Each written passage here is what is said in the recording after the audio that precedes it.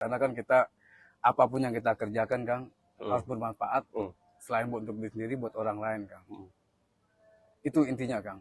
Kadang kan ada yang bilang kita bertani nggak usah keringetan seperti itu kan. Iya. Kalau buat saya enggak, saya harus keringetan. Harus keringetan. Karena kan saya jarang olahraga lari kan. Iya, Nah, betul. media saya untuk olahraga di hobi saya tadi nih. Saya nyangkul, ngabutin rumput, ngangkut ini segala macam keringetan. Alhamdulillah sehat Kang. Secara mental saya senang melihat yang hijau-hijau, melihat itu mulai tunas, Iya. berkembang dari tuasnya 1 jadi 10, yang udah tua saya cabut, saya konsumsi. Ada saudara tetangga yang punya lambung, dia butuh, saya kasih. Jadi kan manfaat gitu loh. Betul, Selain betul, untuk betul. diri saya, buat orang lain juga bermanfaat. Betul, betul. Seperti itu Kang.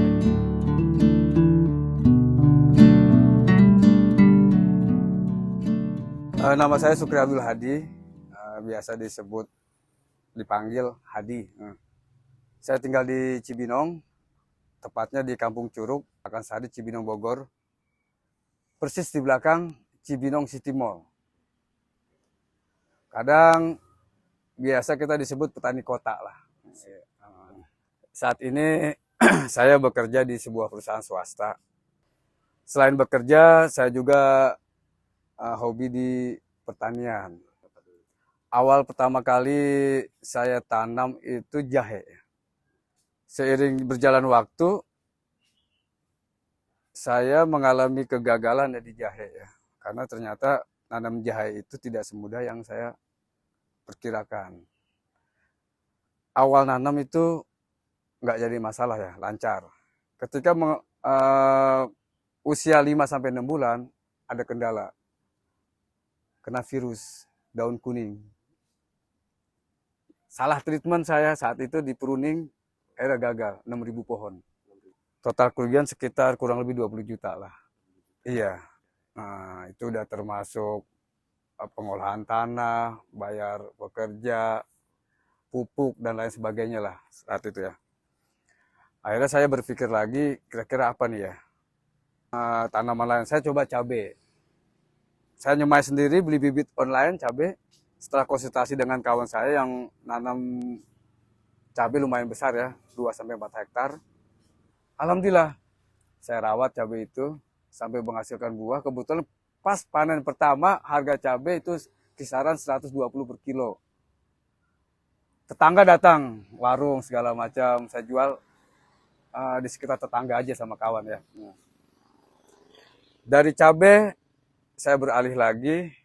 Nah, kebetulan ada kawan ngasih referensi dan dia juga importir kecil-kecilan kunyit hitam. Saya coba beli rimpangnya 250 gram. Saat itu 250 gram dihargain sekitar 250.000 ya, kunyit hitam India.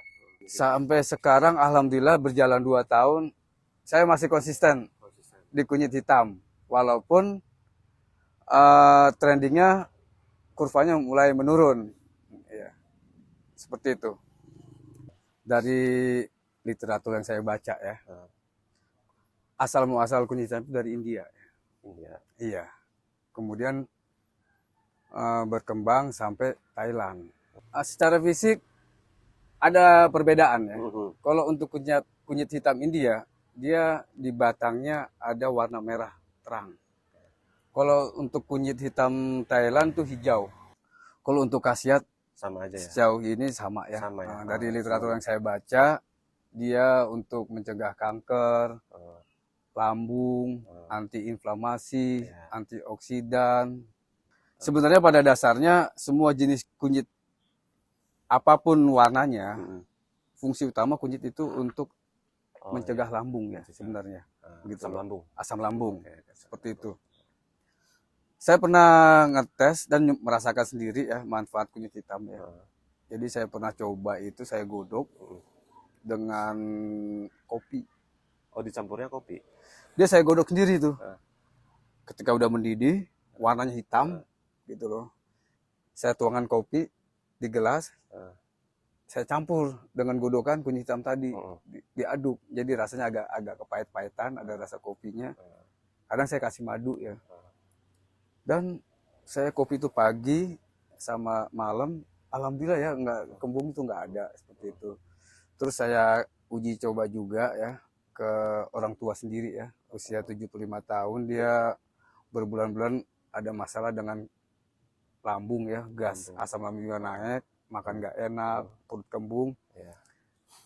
Saya kasih digodokin tuh ke ibu saya rutin pagi malam sama kurang lebih berapa minggu ya, dua mingguan lah, alhamdulillah sembuh sampai sekarang alhamdulillah itu. Jadi kalau di Thailand ini disebut black ginger ya, orang Thailand dia mengkonsumsi kunyit hitam ini sebagai pengganti ginseng, Oh, ginseng. jadi untuk obat kuat. Oh, bisa juga untuk Nah, obat jadi kuat. itu untuk yang Kang cowok-cowok. Hadi, Kang Hadi konsumsi juga? Jangan-jangan. Enggak. Saya konsumsi juga Oh, itu, untuk obat kuat. iya. Kan ke Oke. badan enak. Kan herbal. Ya boleh nanti Kang Bagus coba Iya, lah. iya, siap. Nah, Kang, olahan nih. Mm-mm. Kan Kang Hadi bilang tadi dicampur kopi. Mm-mm. Nah, kan mungkin ada orang-orang nggak suka kopi. Mm-mm. Atau bisa di olahan yang lain apa? Bisa juga. Campurannya apa aja? Saya biasanya tuh saya geprek ya. Ah, Udah cuci bersih, ah, saya geprek. Ketika air mendidih, saya tuangkan itu, saya taruh tuh di air mendidih. Nanti warna hitam tuh. Udah ketika warna hitam itu, ketika udah hitamnya udah pekat keunguan, itu kita tuang di gelas.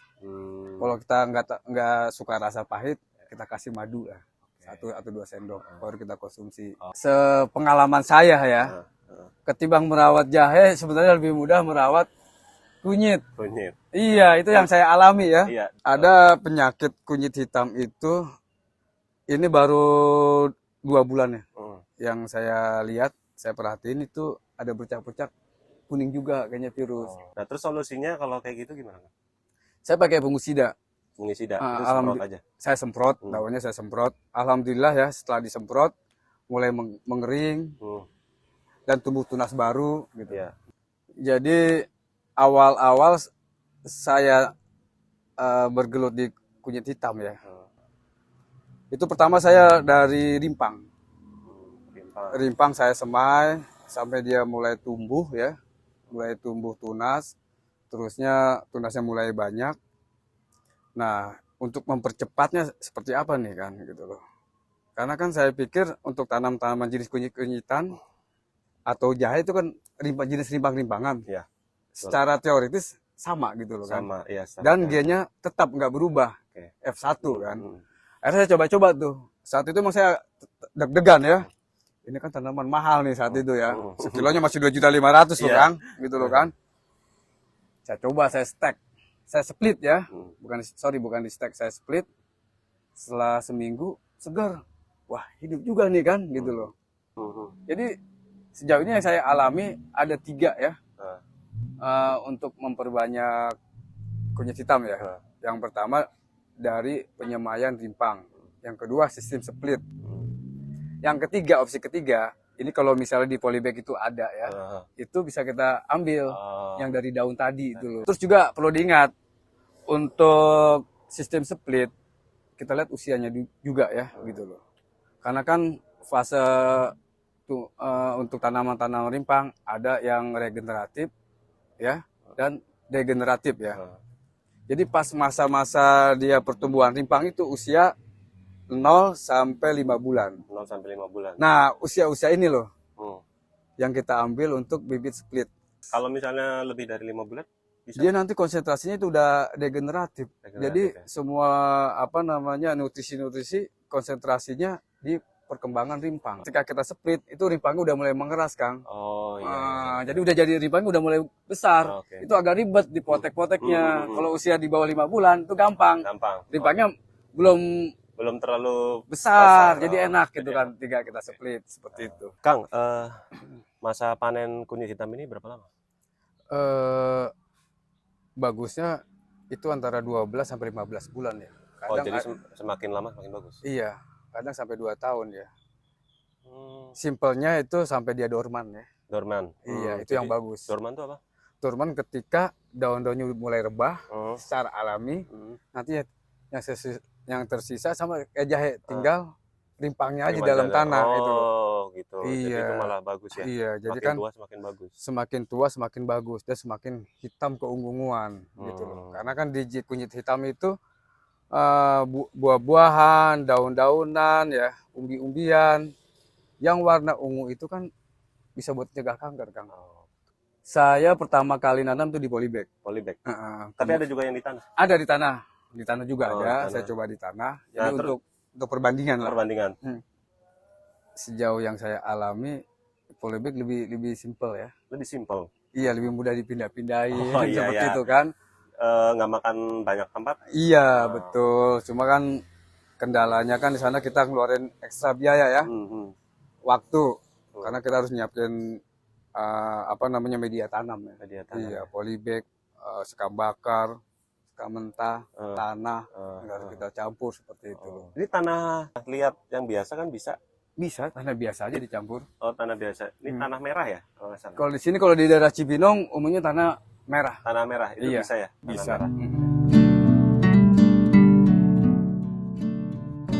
Sebenarnya kalau saat kita membuat media tanam, ya, di sana ada kohe yang udah difermentasi ya. Kalau ada kohe fermentasi, ada sekam bakar ya. Paling dia jangan sampai kering, harus lembab. Tanahnya jangan sampai kering. Iya. Jadi harus lembab ya. Harus lembab. Dan terlalu lembab pun juga kurang bagus juga. Gitu. Jadi treatment tanahnya sebelum ditanamin itu harus difermentasi dulu. Iya, kohenya. Kohenya fermentasi dulu, baru dicampur tanah. Iya. Jadi sebenarnya kadang banyak teori sih ya. Banyak. Jadi saya pakai yang enak menurut saya aja kayak gitu loh kan, gitu loh. Dan untuk pupuk juga sebenarnya secara teoritis apa yang ada aja kita manfaatin seperti itu loh. Kunyit hitam itu dia nggak full matahari, Kang ya, gitu loh kan. Karena kalau terlalu panas juga, Oh, nggak baik. iya sebenarnya kurang bagus juga gitu, cepat kering gitu loh kan. Mungkin sekitar 60 sampai 70% lah sinar mataharinya seperti itu kan. Karena untuk apalagi yang hasil split ya. Split itu kan harus kita jaga dia jangan sampai kena matahari dulu gitu. Sejauh ini ya, memang belum ada sih petani kunyit hitam ya skala besar di Indonesia ya. Sejauh ini penjualannya pun masih antar hobi personal ya. Gitu loh, orang yang hobi di pertanian ingin mencoba hal-hal baru. Terakhir sekitar 6 bulan yang lalu saya pernah beli itu rimpang ya. Itu sekitar 600 ribuan. 600 ribuan rimpang 1 kilo. 1 kilo. Mahal juga ya. Itu udah turun kan? Oh, udah turun. Dulunya berapa sih? Tahun 2018 itu masih 5 juta loh. 5 juta? Iya. Sekilo 5 juta? Betul. Tahun 2020 turun lagi 2 jutaan. Antara 2.300.000 sampai 2.500.000. Alhamdulillah ya, dari penjualan kunyit ini kerugian saya di jahe tertutupi ya. Oh, tertutupi. Penjual kunyit. Jadi tadinya rugi malah sekarang udah tertutup lah. Udah tertutup ya dari kerugian di jahe seperti itu kan. Selain untuk hiburan ya, karena saya senang gitu loh kalau melihat dijejer, hijau, kemudian yang tua saya konsumsi ya. Karena buat apa kita jual tanaman herbal, kita dapat cuannya doang, tapi buat kesehatan kita nggak kita manfaatin kayak gitu loh. Karena kan kesehatan kan lebih mahal dari keuntungan jual ini kan. Secara psikologis, saat saya Sabtu Minggu libur, ya kan saya ada aktivitas ya, aktivitas yang menyehatkan secara psikologis dan fisik ya. Saya senang gitu loh kan, pikiran tenang, lihat kunyit hitam gitu loh. Itu lebih mahal Kang. Lebih mahal ya nilainya. Bikin pikiran hati tenang, lihat kunyit hitam kita ngolah aktivitas itu lebih dari cuan Kang. Ya seperti ini Kang ya. Misalnya Akang kerja ya kan, kita punya hobi nih kan. Kadang tuh kejenuhan, problem, kepenatan kita di kantor ya bekerja itu bisa hilang dengan hobi yang kita tekunin. Misalnya Akang hobi di pertanian. Pertanian itu Kang hobi masak. Seperti itu. Atau hobi mancing ya. Ketika strike, itu hilang tuh rasa penat. Kalau saya nih ingin mencoba menanam kunyit hitam. Oke. Modalnya berapa sih? Terakhir saya jual itu 100.000 ya. 100.000 karena dibeli banyak 70.000. Mungkin sekarang harganya mungkin udah sekitar 50 ribuan ya. Per pohon. Per polybag. Per polybag itu 50 ribuan. Iya, itu yang sekitar usia 4-5 bulanan. Jadi sebenarnya ada yang pernah bilang lelaki itu harus punya mainan kan. Asik. Iya. Iya, kayak gitu loh kan. Mainan itu hobi ya. Hobi ya. Itu loh Kang. Hobi lo ya. Iya, karena kita hidup nih dagang ya. Kalau yang pedagang masa nggak mungkin di toko mulu kan, atau yang kerja di kantor mulu kan. Harus ada mainan Kang. Buat nyilingin hidup, supaya hidup ini lebih apa ya, lebih indah seperti itu kan. Makanya harus punya mainan. Ada orang di hobi di otomotif, oh dia punya modal kan. Iya. Yang suka mancing, hobinya di mancing kan hiburan kan, gitu loh kan. Ya kan, ada yang di pertanian. Yang penting kan jangan yang aneh-aneh kan, Iya, hobinya betul, kan. betul. Yang Ya, penting hobi yang positif positif. lah, seperti itu kan.